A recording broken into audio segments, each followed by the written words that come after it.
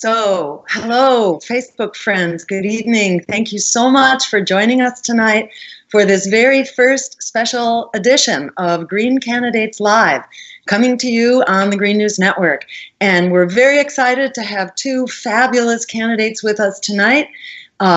First, we're going to talk to Jabari Brisport, who is a candidate for City Council in New York City, running in District 35. And then we will be talking with David Kulma, who is a new Green, a candidate for Congress in South Carolina. So two wonderful candidates representing very important pieces of the green spectrum, and with so much in common in terms of our basic green values and our green agenda.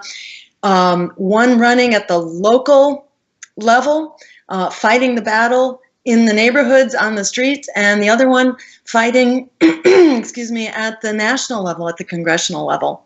So the same, very similar issues play out of justice, of sustainability, of democracy, of equity, of racial justice, play out in slightly different forms at these different geographies and locations, but really the same kind of burning vision, this radical, progressive momentum that we all feel coming out of 2016. We feel all the stronger in 2017, and I'm just so delighted at the quality, the caliber, the inspiration of the candidates, and I'm going to let them speak for themselves. We ask you at the outset, please like this conversation and please share it, because there's so many important things here that we really want to get the word out, that we do have these dynamite local candidates. And in fact, one of them, David, is running in a special election taking place next week. So really important to get the word out, to provide support, to go to their websites, which you'll hear about in a moment, and contribute, throw something into the hat. You can volunteer, you can sign up to help phone bank and so on, no matter where you are. So these are really critical campaigns that you can make a huge difference in. So with that, let's get going here with Jabari, who is running again for New York City Council District 35, and he describes himself as a third-generation resident of Prospect Heights in Brooklyn, a 29-year-old activist, actor, and tutor, and he is running against an incumbent Democrat who has really overseen, what shall we say, the not so good things that are happening in Jabari's neck of the woods, which are very, shall we say, typical of what's going on in American cities, especially in African-American communities and communities of color. So let me turn it over to you, to Jabari, to say a few things, and to our audience. You can share your thoughts, your comments, and your questions, and we will turn to them in about 10 minutes or so. So chime in and share this conversation. Go ahead, Jabari, let's turn it over to you. Tell folks a little bit about, how you come to be running for office. Yeah, I mean, I've been an activist for 10 years now. I'm also an artist and actor, and I've always been at that nexus of political theater or, political performance art. And probably my intro to that nexus was this theater company I had in college called the Glass Theater Company. And we were fighting gentrification. So we were out in the streets doing performances around gentrification and also collecting signatures to fight a rezoning. And it's burgeoned from there. I've done tons of shows and been active, making phone calls, signing petitions, marching in the streets. And I just got sick and tired of only doing that and decided to go to the next step, which is to run for office with this year. And specifically, centering the campaign around a fair number of things. But, I go out and I talk to people, and housing is the hot button issue for everybody, not just in my district, but in the city. And I think in most American cities, the reckless development that's happening in these urban centers. You gave a really beautiful description. Where was it? I think it was in an interview that you gave, or maybe it was on your website somewhere, about how gentrification became a big issue for you, and that you were basically away at college, you were at NYU, and you found every time that you came back to your home that another piece of it had been taken over and was missing. Describe a little bit about that, how, what it's really like to live in a community that's being basically, that's having the rug pulled out from under your feet. Yeah, it's a piece by piece takeover of your community. And so the first piece to go would be me stopping home on Thanksgiving break.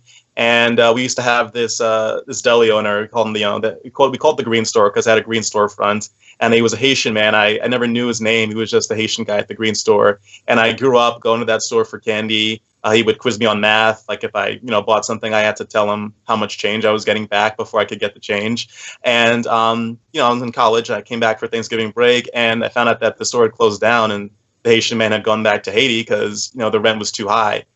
And things like that kept happening. I would stop home for this or that, and I would see that the movie theater had closed down and became an American Apparel, or the video rental store closed down because it became a T-Mobile.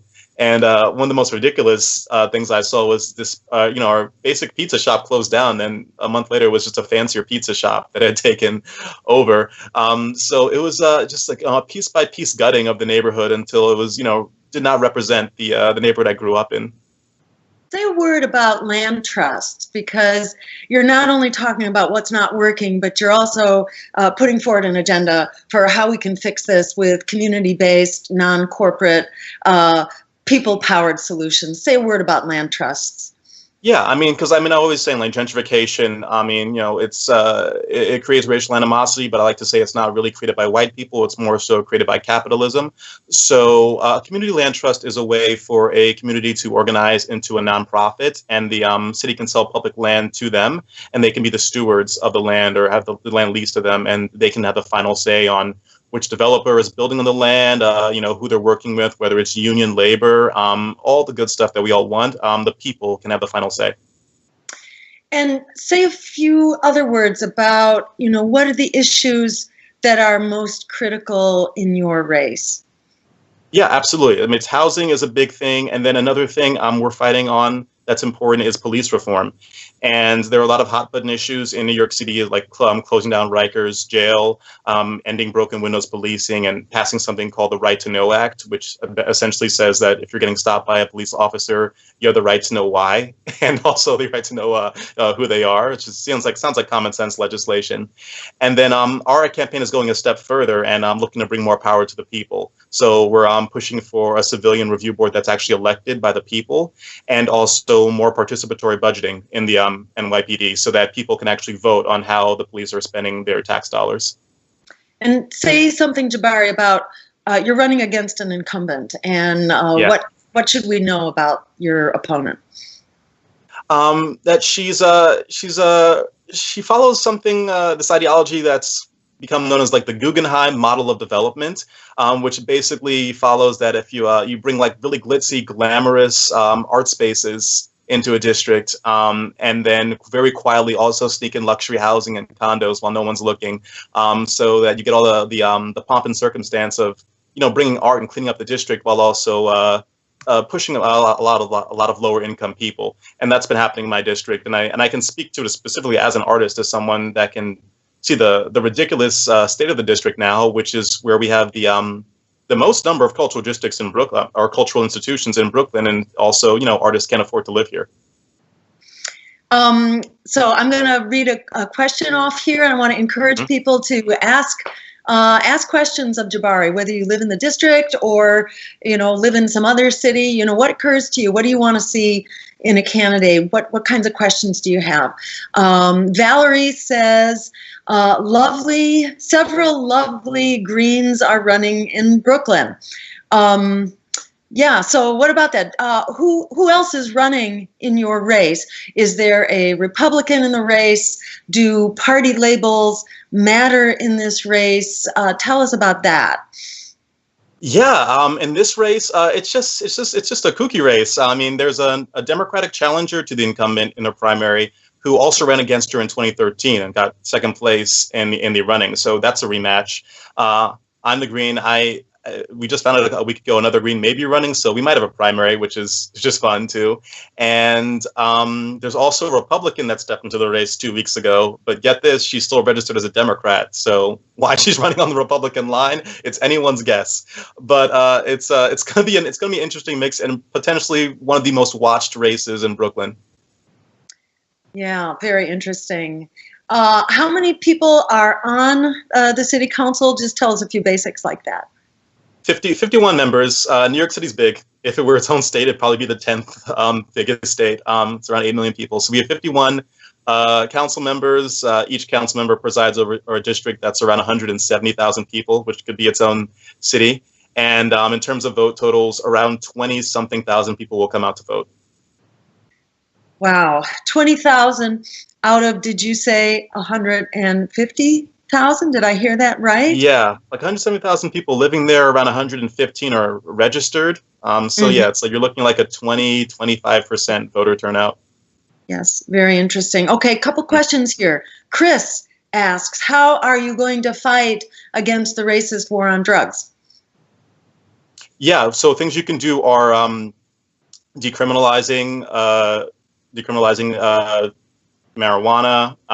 You can also kind of, it's tough because, at the local level, there are lots of things governed by the state, but what you can do is injunction, like not have police like prosecute people for possessing marijuana, or not prosecute, excuse me, like arrest them or fine them. That's some things. You can also move certain cases from the criminal courts down to the civic level, which is lesser penalties. Mm-hmm.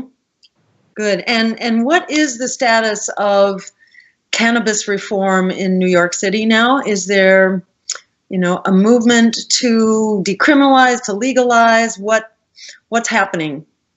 There's a movement, but again, that's the state level. I'm pushing for them to legalize it. I'm not sure how many state senators and assembly people are on board yet, but hopefully we can ride the wave of all the states that are legalizing it.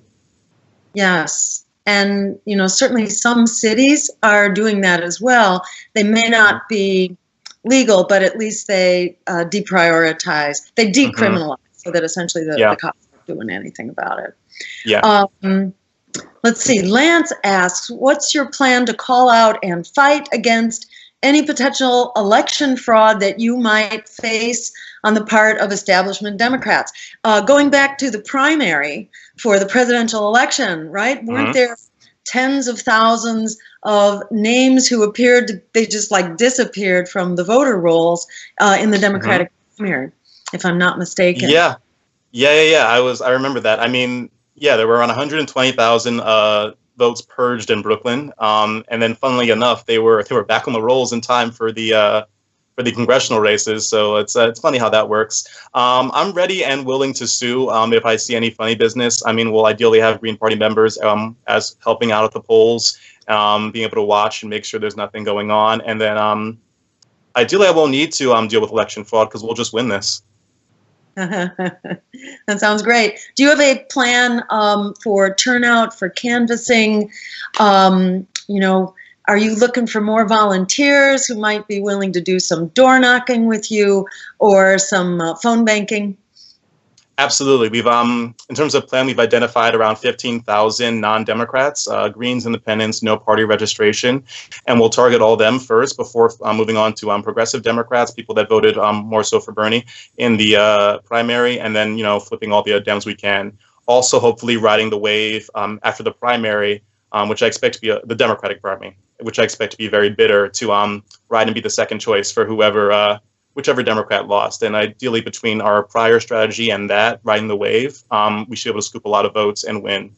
Definitely volunteers, always more volunteers. Jabari2017.nyc, you can sign up to volunteer there, and phone bank, canvas, whatever you can do to help.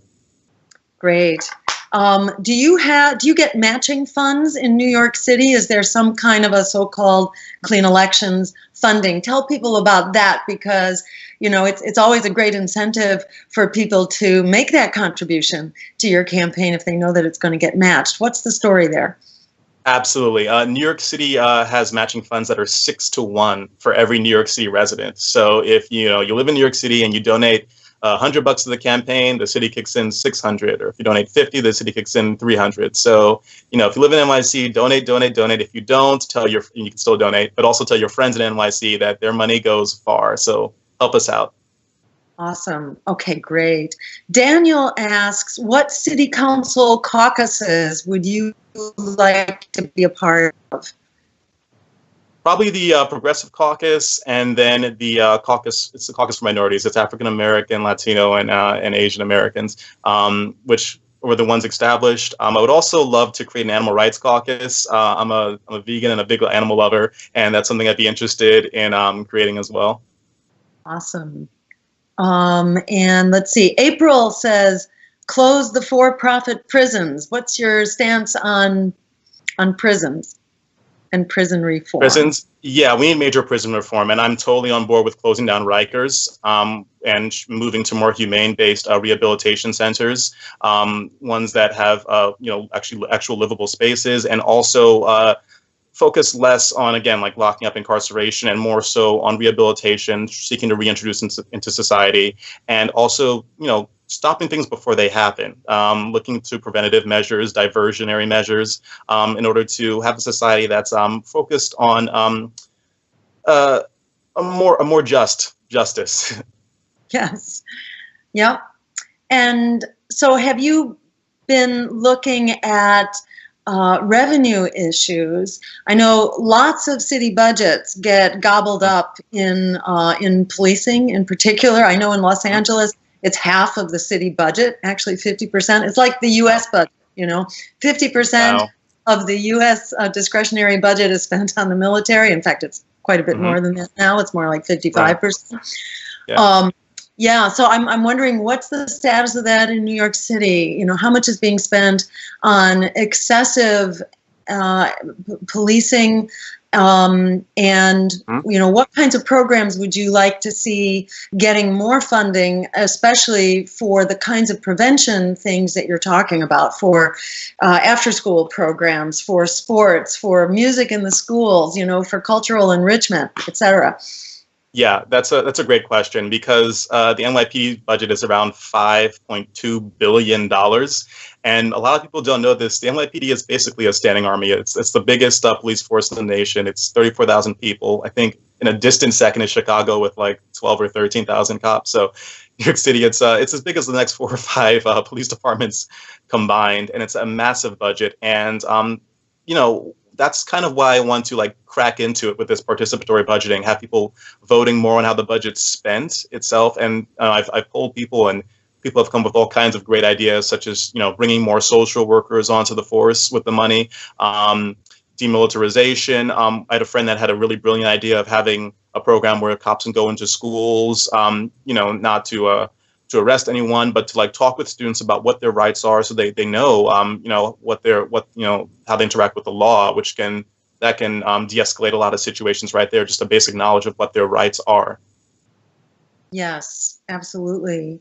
And there's always the wonderful example of Richmond, California, where there was a Green mayor, Gail McLaughlin, and this is a large city, I don't know, 150,000, something like that.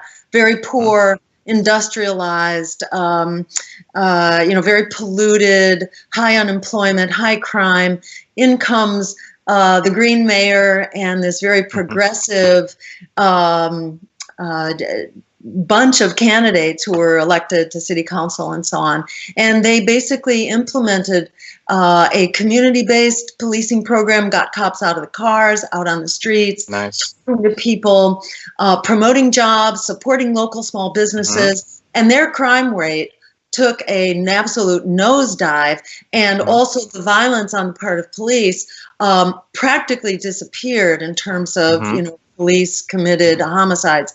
That essentially went away. So, it's real proof that if you do the right thing, as you're saying up front, the right things will happen. So we're going to wrap up. We got about a minute left here. So do you want to just remind folks, Jabari, where they can go to support your campaign and why your campaign matters to everybody, for people who live in New York City, and for people who don't live in New York City, you know, why should they be supporting your campaign at a time like this when, you know, so many people have thrown in the towel on politics as usual? You know, say a word about what your campaign has to offer for just kind of lifting up a new kind of local green politics. Yeah, this is a campaign that can send shockwaves through the New York City establishment and show what it actually means when you don't have a city that's a one-party town, which is the case in so many cities around the country. They're a one-party town, the Democrats, and then you get so many kowtowing to the real estate interests. So this is one campaign that's really like going aggressively, super aggressive against these real estate interests, saying I won't give them the time of day if they're not 100% transparent with their financials. That's calling for higher taxes on things like vacancy and speculation. The one candidate that's really putting my money where my mouth is and not just calling for higher taxes, but taking a pay cut myself. I'll be slashing down my salary to the average income of Brooklyn. Instead of the New York City council salary of $148,000, I'm taking $100,000 out. And if people want to get on board with that, somebody that can really shake things up in New York City and in Brooklyn, they can go to Jabari2017.nyc, sign up to volunteer, sign up for updates, and also donate. Awesome. Okay. Thank you so much, Jabari. Really great talking with you. And between now and next November, we hope to have you on again. So keep up the good work. Thank you. Thank you. Thank you. Pleasure. And for everybody out there, thank you so much for your comments and your questions. And please get the word out, like this conversation and share it so we can let the world know that we got some really great local candidates and congressional candidates who are absolutely on fire. And just a quick note, Seth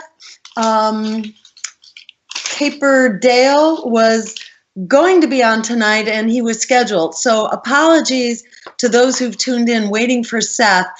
There was some confusion or some problem about his scheduling. So he actually wasn't able to get on tonight's program, but that's okay. We'll have another slot for him perhaps next week or very soon. So stay tuned and you'll hear from Seth soon.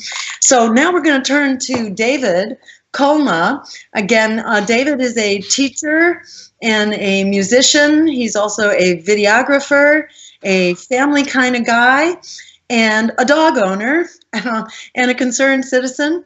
And David is running in the 5th Congressional District in South Carolina on the Green Party ticket in a special election. He's running against a Goldman Sachs candidate running as the Democrat, and maybe we'll hear a little bit more about that. And so let me just welcome David. Thank you so much for joining us tonight. Oh. And do you want to just introduce yourself, say a few words to people about how you came to be running as a Green candidate? I take it, you know, a lot of people right now are waking up. A lot of people have not seen reason to get politically active, and I think you're one of those people. So describe how you went from 0 to 65 miles an hour here, actually running for Congress in South Carolina.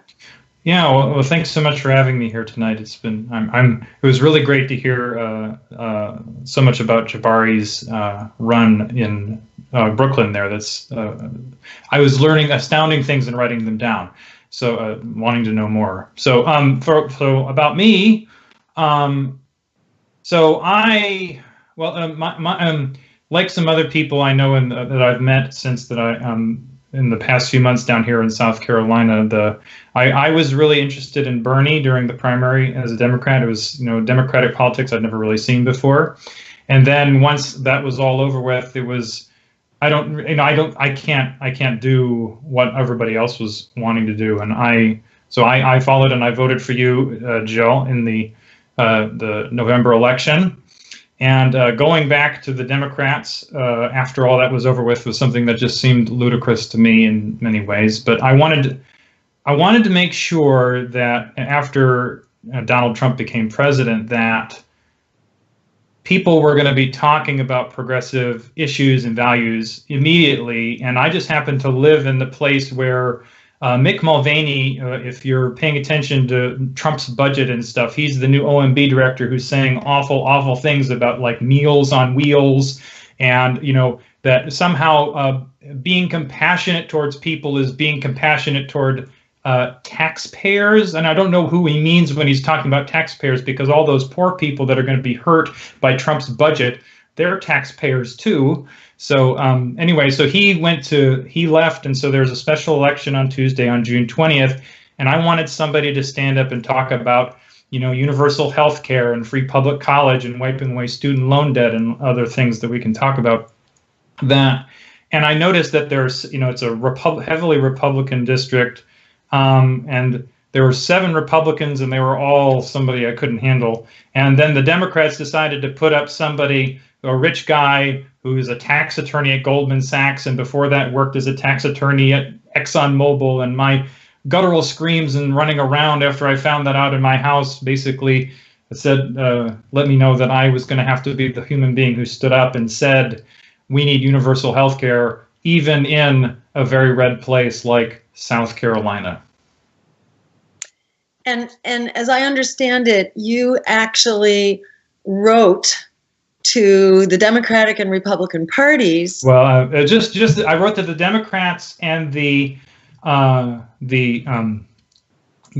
Greens on the same day. I just emailed them because, well, what I was paying attention to at the time is, I'm sure you're aware of the Cenk Uygur and the Young Turks and Kyle Kulinski. They're doing this Justice Democrats thing where they're trying to infiltrate the Democratic Party, which is something I was interested in seeing what would happen. And after I asked them if they were going to run somebody in one of these elections, and they said no, they're going to focus on 2018. And so after all the Republicans announced, I contacted the Democrats to find out what they were going to do, because I wanted to make sure somebody was going to talk about like stuff we talk about. And they told me, the woman who emailed me back said, oh, we've got a candidate and they have excellent credentials, which is that moment where your sirens go off in your head going, who do they think mean it has excellent credentials if they put up, the most, what did people keep on saying about Hillary Clinton during the election? That she was the most qualified candidate ever for president. And well, that didn't turn out too well, did it? So I was really just worried immediately. And the Green Party guy, Mike Stewart here in South Carolina, he emailed me back a candidate questionnaire. So it was like, okay. So after I talked with some of the Green Party people down here, we decided that this was the right thing to do.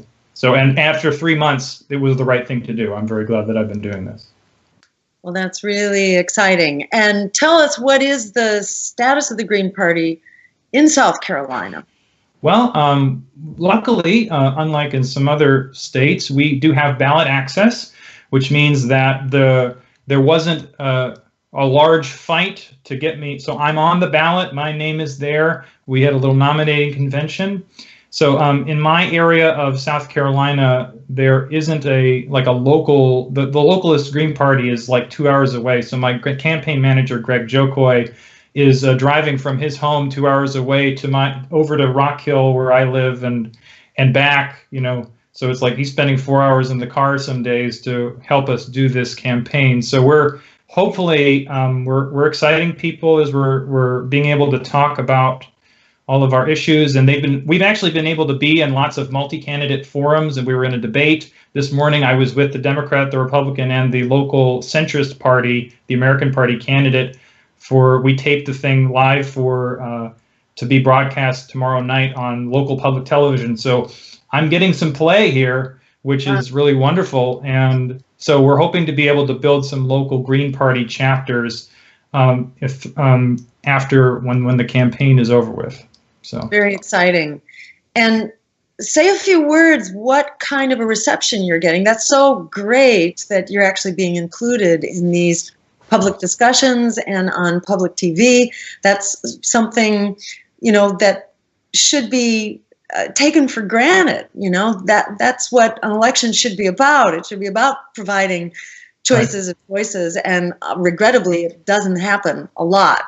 Right, yeah. No, So what is it like to get your voice in there? What kind of response are you getting to, healthcare as a human right, and Right. public higher education for free, and ending student debt, all these like basic essential ideas that most people support. What kind of response are you getting? It's been really surprising. I'll tell a short, kind of funny little story. We worked really hard to get me into a debate that's in Newberry here in South Carolina, which is on the edge of the district, but like an hour and a half from where I live. It's a very big gerrymandered district across 11 counties, so it's lots of driving I've been doing. But in that debate, with there were 6 of the Republican people in the primary, the 3 Democrats, the American Party candidate, and me, and I was seated directly next to the 2 most right-wing people running as Republicans. And after I spoke about having making public colleges and universities free, and talking about wiping away student loan debt, and expanding bankruptcy law to include education loans. A lot of people don't really know that if you get out an education loan and you don't have a way to pay it back, there's no way for you to get out from under it. So if you take out a loan, say if you go back to school in your 50s, they'll garnish your wages and Social Security if you can't pay back those loans. It's really just disgusting. So anyway, after talking that way on a stage surrounded by people who are running in their regular parties, the guy directly next to me said, "Man, I'm glad we don't live in Russia." And it's like, what? So he did that twice, and I was counting them on my hand. I was like, should I let him do a third time or not? Anyway, when it came back to me, I said, well, let me say something to address this, what he's saying. I want to let him know that, after the Soviet Union fell, Russia became a right-wing crony capitalist authoritarian state. And I'm advocating for stuff that's like in Scandinavia. So it's like, that shut him up for a little while. Anyway, but so we've gotten some really, it's really been heartening how, so there have been 2 forums run by the local NAACP. One is the local Rock Hill branch, and then all of the branches in the district and the state conference. And I've been getting most of the applause at these events. When I'm talking about ending prison slavery and repealing the exception clause from the 13th Amendment, that's one thing that's a regular applause line where people are like, I'm standing up there and talking about how awful we treat our prisoners, and then how just inhumane our criminal justice system is, and making sure that we're talking about, there's a Brennan Center for Justice study from just in December that says that we can release 39% of our prison population today because they pose no compelling public safety risk. Can you imagine that we could literally just put almost 40% of the people are literally people that really just shouldn't be there at all right now? I mean, just the injustice of that is just astounding to me. So it's really been, I've had people come up to me and like the mayor of Chester, who was the county down from me, is a black man in his 60s who he literally, when I was talking to him, he told me about what it was like to grow up where there were, when you had to ride in the back of the bus, and if there were open seats that you couldn't sit in them. He couldn't sit in them, or being able to go in the back he couldn't go in the front of a restaurant door if he was allowed in at all. He can only go in the back. And I just told him my platform. And after that, when I met him, and he just said, "You know what? I'm going to vote for you." And he looked back at the guy who was one of his people working for him, and he said, "Hey, doesn't he sound like me?" Right? So it's like there are people down here who are talking about. So the thing about like if you read the media about South Carolina, they'll tell you that it's this red place. It's very conservative, and that is true by and large. But there are lots of people down here that share our values, care about our issues, and want the policies we advocate to be put in place in this country. So there is the stereotypes don't go across the board, and so there are people who are really receiving the message that I'm trying to talk about. Absolutely. And in so many of the states that are thought of as very conservative and redneck, it's that people don't have a reason to come out and vote. So it's conservatives who come out and vote, and they choose between 2 conservative candidates. But just, right. Texas is a classic example of where everything in Texas used to be Democrat. And when the Democrats went corporate, people stopped coming out, and Texas went Republican. And Jeremy Corbyn in the UK is a really good example of how when candidates begin to actually reflect the values of everyday people, then suddenly you get this progressive surge. In Corbyn's race, it was something like 20% of young people who came out to vote during the Brexit referendum. But during the recent elections, where you had Corbyn out there talking about healthcare and education as human rights and making college free, you had 80% of young people who came out to vote. So it's a very circular problem that we can just cut right through by getting candidates like you guys out there and heard. So Wendy says she can't wait to vote for you, David, on June 20th, that it's so great to have a Green candidate running in District 5 here in South Carolina. And Wendy asks, what is a top priority for you here in District 5? What do you want to change? I'm ready for a real progressive. What would you say is, your top priority if you had to put your finger on one? Sure. Let me say that I'm going to have to talk about two things. But so for like local issues, one of the things I'm advocating for is about making affordable, sustainable housing for people who make $20 an hour or less. But whenever anyone says the one priority thing, I want to make sure that I mention that the first thing that I've promised that I will do if I'm in Congress is that I will call for congressional hearings into the 13th Amendment and how it enables slavery to this day. So I just want to make sure I say that sentence. Then, so about housing. So for example, there's a guy in Rock Hill who's named Dale Dove, and he is advocating. He's a guy who worked for many years. He's created one of the major crisis centers, shelters for homeless people in town. And he is advocating for building tiny homes so that we can have because as housing prices are going up and wages have been staying flat for so long, people who make even like $16, $15 an hour, they can't afford the housing prices because they're only supposed to be paying 30% of your income in housing and electric and all sort of your utilities. So there are people who have jobs, who work regularly, and they still are spending too much money on their housing. So he's trying to find a way to get the city, which is standing in the way, which is, by the way, the city is mostly Democrats here, that they, some of them they're warming up to the issue. But it's that if we build homes that are in a size, it's like one apartment size or so, that you can actually afford to live in that space, so that you're not going to end up being in the crisis to say if you might have to lose your home, or you're actually going to be able to afford to eat, you're going to be able to afford to pay your electric. I know a woman who literally makes, because she's on a fixed income, who literally has to decide whether or not to leave the house because she doesn't know if she can afford the gas because they go to a thing with friends at someone else's house. So this is a real problem here, and it goes across the whole district. Thank you. Tina says, thanks for helping South Carolina go green. Colleen says, thank you, David Kulma. Riva says, I love the idea about bringing the police into the schools to teach them about their rights. I think that goes back to what Jabari was saying. That's a great idea. I love that idea. Steve asks, what are your thoughts on adjunct pay and government funding for the arts? Now, you're an adjunct professor, isn't that right? So you can tell us from the horse's mouth what's going on in the rights of, academics these days who are really being thrown under the bus. Right. So, as you know, the phrase that all the academics use is adjunctification.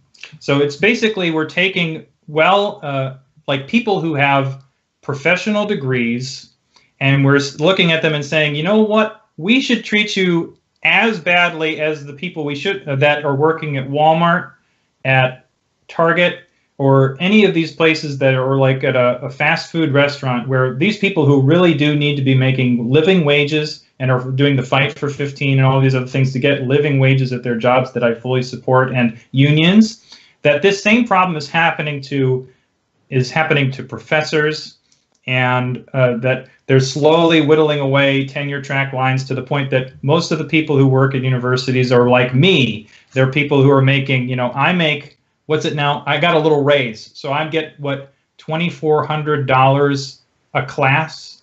So that means, can you imagine living on that much money if you didn't say have somebody who was working full time with you? Like, no, it just doesn't happen. So we really need to, so the other weird part is about South Carolina specifically is that it's it's illegal to have a public employee union because the state is technically not an employer according to the judiciary down here.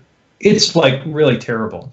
So we need to be, so one of the things that any plan that is talking about higher education, so making colleges free, is a plan that says that we need to go back to, or we need to build a faculty around making sure that we have full-time teachers who are, and professors that are getting full benefits and have enough time to actually be the best teacher they can and be, and working in their field rather than having to run around. Most adjuncts run around to multiple schools in order to make ends meet. So they spend most of their time in their car. They don't have offices. I'm lucky that I do. I'm treated really well as an adjunct, but I still get paid really not very good wages. So it's, was there a second part to that one? It was just sort of about adjuncts and stuff. Oh, the funding for the arts. So yes, well, I'm a musician. So like Jabari, who's a theater person, right? So being an artist, and for example, I was talking to the woman who's the president of the SCETV, and just asking how the federal funding would affect them that they're trying to cut under the Trump administration. So, and just like that, there's a large chunk, about 12% of their funding goes through that, through some of their things, but it actually affects more of the local stations. So we need to be able to make sure that we're continuing to fund the arts and humanities and things like the Corporation for Public Broadcasting to make sure that the level of corporateness of, say, like PBS is they have their own foundation funders that sort of skew them in ways that doesn't help us very much, but they still are notably better than if you're trying to watch, say, CNN or MSNBC or any of these things. So the taking away those things just strikes me as completely ludicrous, and we have to fight tooth and nail to make sure that we keep our arts and humanities and public broadcasting funding. So, say in a word, the myth is out there that, we don't need to spend money on the arts, that we should just be teaching people how to do things, things that are practical, that build things, that create computers, etc. Say why, give your little piece about why the arts matter. So let's say it this way. There's a lot of talk in the sort of this, when people are talking about science, technology, engineering, and mathematics, that when people talk about STEM education, that they want to have there are people talking about like a creative class, right? We want to create people who are creatives to be able to do lots of other things, to be able to use all of these technologically driven and science driven career choices to build this amazing new future that we all can like, ooh, I wonder what that will be like. But if you leave out the arts from that, you're literally removing from the equation the creativity and the people whose job and whose life's work is built around being creative. So if you don't have any creative people teaching you, people who don't, like, for example, like Einstein talked about playing the violin was very important to him as a way to sort of unlock his creativity. So if we don't train the next generation of scientists to have something to do with the arts in their life, they won't be able to do the things that we need them to do to be able to, say, solve climate change or do any of the other large, huge problems, or like designing the infrastructure of the future. We need creative artists, not only for their art, but for the ways in which they integrate with the rest of society to make sure that we're all tapping into our creativity. Well said. And I'll say also, that arts are like the glue, the glue that keeps society together. And they're the language that everybody speaks. And, they are sort of an expression of the heart. And if we corporatize that, if we take it out of the public space, we kind of shut down. I mean, in many ways, this sort of parallels how society, is really having trouble coming to terms with itself now, and with its violence and with its political gridlock. It kind of goes hand in hand with the corporate takeover of the public good and the public commons and the arts as an expression. So, yeah, I think, it's so essential. It's not like this is a choice that you do or you don't fund the arts. I mean, the arts has to be part of the equation, and it's especially critical in schools that have music and arts education, as well as recreation and sports. This is like, it puts the lifeblood back into our schools, and it's just nonsense to think that we can be spending half of our discretionary budget dropping bombs on people, and creating an occupying force. It's like a joke that we can't afford it. Of course we can afford it. We need, the friends of democracy to be designing our budgets, and to be representing us in our elected positions, so that we do have a budget which is about people. It's not about payback for donors to political campaigns on their military exploits and so on. It's just nuts. That's absolutely. Do I have the time for like an anecdote? Yeah. Let's see. We have a really short, quick one. Yes. Okay. Yeah. So I'm a musician and a teacher, and I teach a class for non-majors, so people who are not musicians, that's specifically organized around sort of critical pedagogy. This is where the students get to choose what we talk about each week in our class.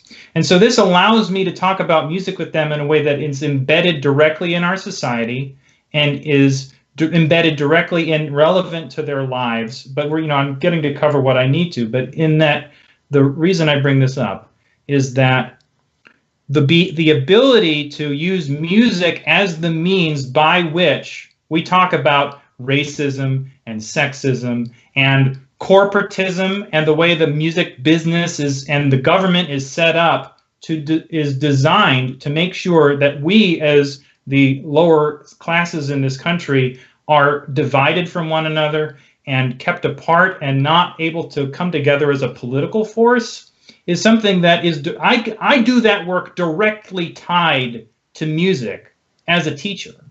And so this is the political process of finding ways to connect to one another, and the arts is directly intertwined in so many different ways. So that's the anecdote. Beautiful, beautiful. Thank you so much. Just a couple final comments. Rosa says, thank you, David, for running. Hello from Columbia, South Carolina.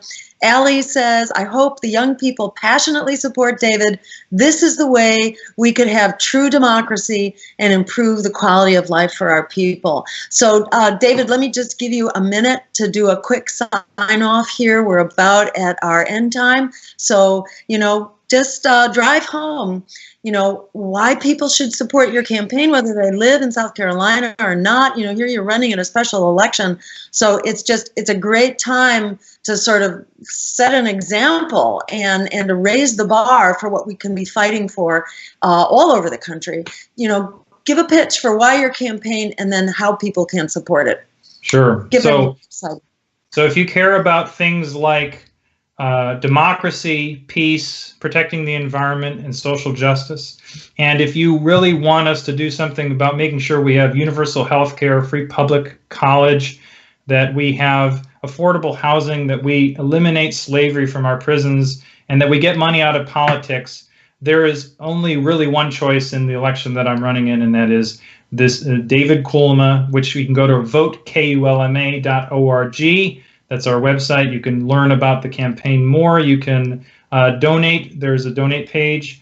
You can help us reach us. If you donate $1, we're doing this work where we have mailers, and you'll reach us. You'll help us reach at least 4 people with every $1 you give. And the election is on Tuesday. That's less than 5 days now from from right now. So make sure that the one thing else I want to say is that if we can all come together and make the same choice together in this special election, we'll have the first Green member of Congress who can stand up and speak to these values in a way that a rich land developer Republican or a Goldman Sachs executive Democrat will never do. Awesome. Thank you so very much, David. Thank you to Jabari, and thank you to everyone out there. Please like this, share this, and keep tuning in and keep leading the charge in your communities for the America and the world that we all deserve. Thank you all so much for building the Green Party, and support these candidates and support your local party, and let's make it happen. It's in our hands. Thank you so much.